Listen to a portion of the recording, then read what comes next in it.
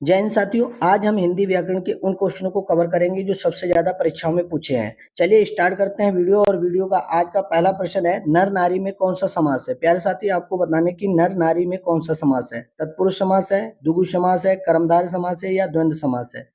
तो देखिए, नर अपने आप में प्रधान है और नारी भी अपने आप में प्रधान है और बीच में योजक साइन भी लगा है, तो हम कह सकते हैं यहाँ पर द्वंद्व समास है। कौन सा समास है? द्वंद्व समास है। जैसे आपसे पूछा जाए भाई बहन में कौन सा समास है, तो भाई बहन में कौन सा समास है, तो प्यारे साथी आप कह सकते हो सर यहाँ पर भी द्वंद्व समास है। तो अगले क्वेश्चन की ओर बढ़ते हैं। अगला क्वेश्चन देखते हैं क्या है। अगला क्वेश्चन देख लीजिए। अगला क्वेश्चन है, लंबोदर में कौन सा समास है। देखो, लंबोदर जिसका लंबा उदर होता है उसे कहते हैं लंबोदर। लंबोदर किसे कहते हैं? गणेश को कहते हैं। तो गणेश किसी तीसरे व्यक्ति की ओर संकेत कर रहा है। जब भी कभी तीसरे व्यक्ति को संकेत कर रहा है तो वहां पर कौन सा समास होगा? बहुव्रीहि समास होगा। यानी आपका आंसर क्या हो जाएगा? बी ऑप्शन राइट हो जाएगा। ए ऑप्शन आपका गलत है, सी ऑप्शन गलत है और डी वाला ऑप्शन नहीं होगा। तो मैं कह सकता हूं कि लंबोदर में कौन सा समास है, तो आप बताओगे सर बहुव्रीहि समास है। अगले क्वेश्चन की ओर बढ़े। अगला क्वेश्चन देखते हैं क्या है। अगला क्वेश्चन है, प्रतिकूल शब्द में कौन सा उपसर्ग प्रयुक्त है। तो आपको ये बताना है कि जो प्रतिकूल शब्द है इसमें कौन सा उपसर्ग है। प्रय है, परा है, परि है या प्रति है। तो देखो, प्रतिकूल का अगर हम शब्द विच्छेद करते हैं तो इस तरीके से प्रतिकूल लिखा जाएगा, प्रति प्लस कूल। देखो, प्रति जो है वो उपसर्ग के रूप में कार्य कर रहा है, तो हम कह सकते हैं यहाँ पर आंसर कौन सा आ जाएगा? डी ऑप्शन राइट हो जाएगा। अगले क्वेश्चन की ओर बढ़ते हैं। अगला क्वेश्चन देखते हैं क्या है। किस शब्द में उपसर्ग नहीं है। आपको बताना है कि किस शब्द में उपसर्ग नहीं है। वो शब्द बताइए जिसमें उपसर्ग नहीं है। जैसे अपवाद, इसमें अगर आप बाद में पहले अगर बाद है, जैसे अप प्लस वाद मिलकर बना है अपवाद, तो हम कह सकते हैं इसमें अप जो है उपसर्ग के रूप में काम कर रहा है। जैसे पराजय, जय से पहले परा लगा है तो यहाँ पर परा उपसर्ग के रूप में काम कर रहा है।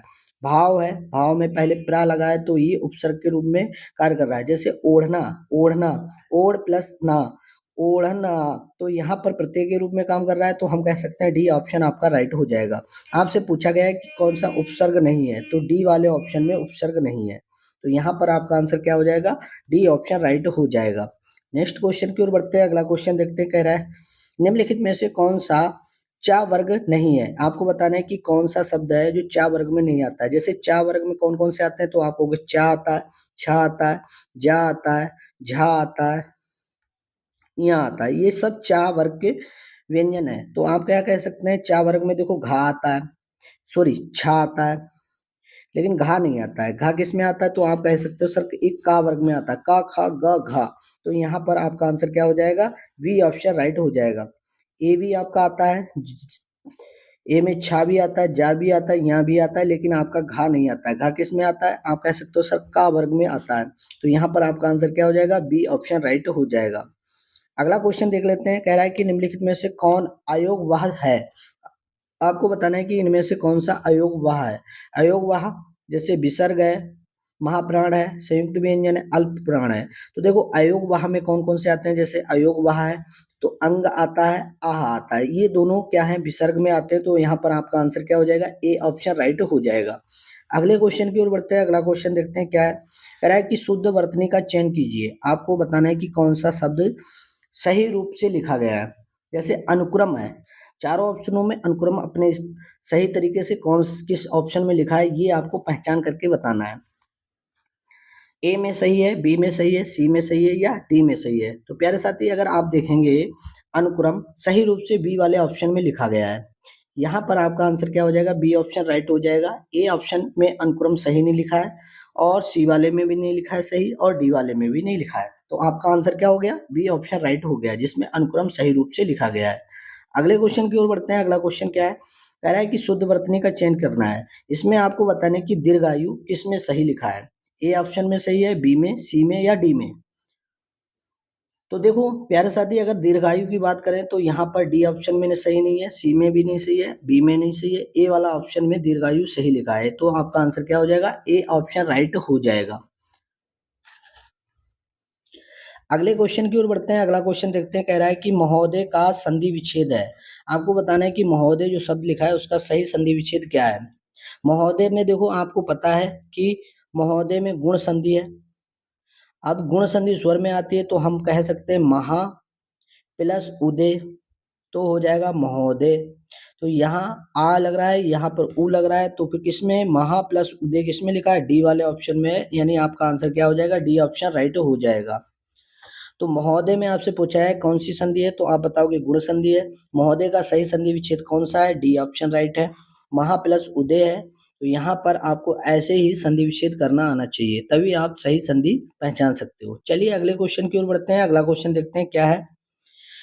तन्मय का सही संधि विच्छेद है, आपको बताना है कि जो तन्मय शब्द लिखा है इसका सही शब्द संधि विच्छेद क्या है। तो देखो तन्मय जो शब्द है इसमें कौन सी संधि है, तो आप कहोगे सर व्यंजन संधि है। सबसे पहले आप संधि की पहचान करो, फिर उसके बाद इसका करो संधि विच्छेद। तत् प्लस मय हो जाएगा, तन्मय हो जाएगा।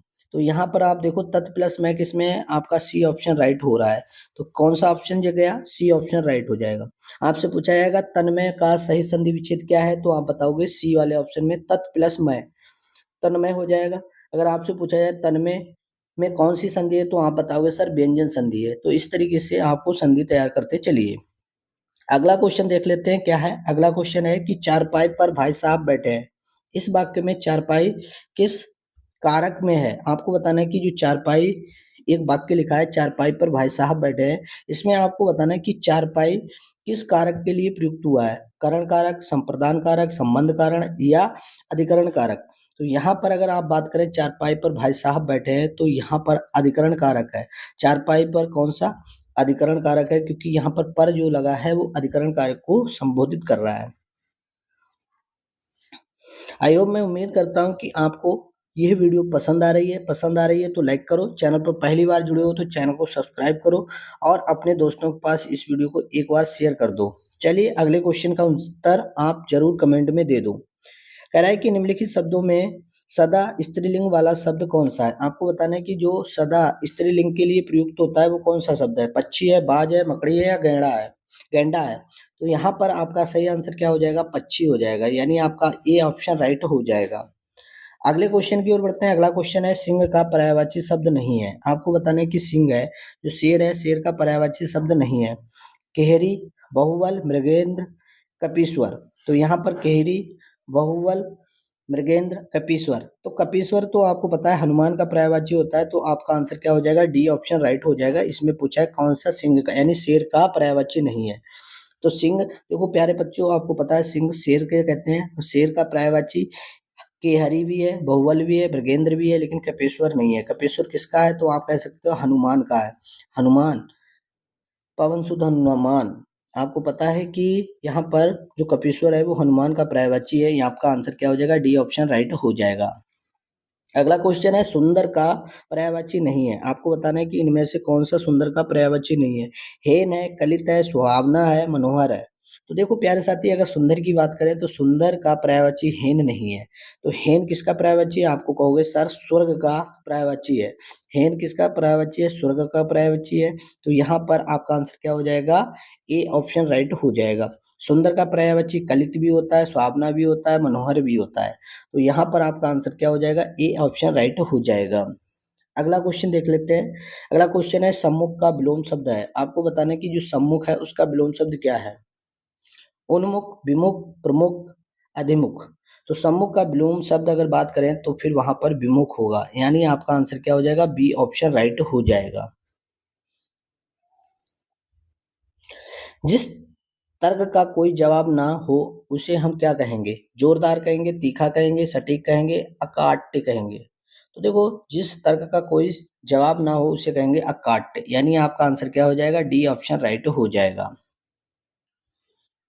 कह रहा है किसी साहित्यिक कृति की समालोचना करने वाला प्रेक्षक होता है, समीक्षक होता है, उपेक्षक होता है, परीक्षक होता है। किसी साहित्यिक कृति की समालोचना करने वाला क्या कहलाता है, समीक्षक कहलाता है, यानी आपका आंसर क्या हो जाएगा, बी ऑप्शन राइट हो जाएगा। अगले क्वेश्चन की ओर बढ़ते हैं। अगला क्वेश्चन देखते हैं क्या है। अगला क्वेश्चन है कि अतिथि ने भोजन करने की डैश डैश व्यक्त की, आकांक्षा, इच्छा, उत्कृष्टा, उत्कृष्ट, उत्कंठा या कामना। तो यहाँ पर अगर आप देखें कि खाली स्थान पर क्या सही आएगा, देखो अतिथि ने भोजन करने की इच्छा व्यक्त की, यहाँ पर इच्छा सही आ जाएगा। तो यहाँ पर आपका आंसर क्या हो जाएगा, बी ऑप्शन राइट हो जाएगा। अगला क्वेश्चन है कि धैर्यवान व्यक्ति विपत्ति में डैश डैश नहीं होता है, तो धैर्यवान व्यक्ति का विपत्ति में क्या नहीं होता है?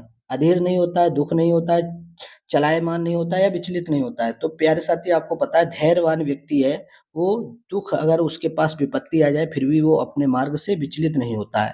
तो यहाँ पर आपका आंसर क्या हो जाएगा? डी ऑप्शन राइट हो जाएगा। यहाँ पर विचलित सही रूप से भरा जाएगा। अगला क्वेश्चन है किस रस को रसराज कहा जाता है? इस क्वेश्चन का आंसर आपको कमेंट में देना है। ये आपके लिए कमेंट के लिए मैं छोड़ रहा हूँ। और अगर आपको वीडियो पसंद आ रही है तो वीडियो को लाइक कर दीजिए। चैनल पर पहली बार जुड़े हो तो चैनल को सब्सक्राइब कर लीजिए और इस क्वेश्चन का आंसर कमेंट में जरूर एक बार भेज दीजिए। आज के लिए इतना ही। अगली वीडियो फिर से लाएंगे कुछ नए टॉपिक के साथ। तब तक के लिए जय हिंद, नमस्कार।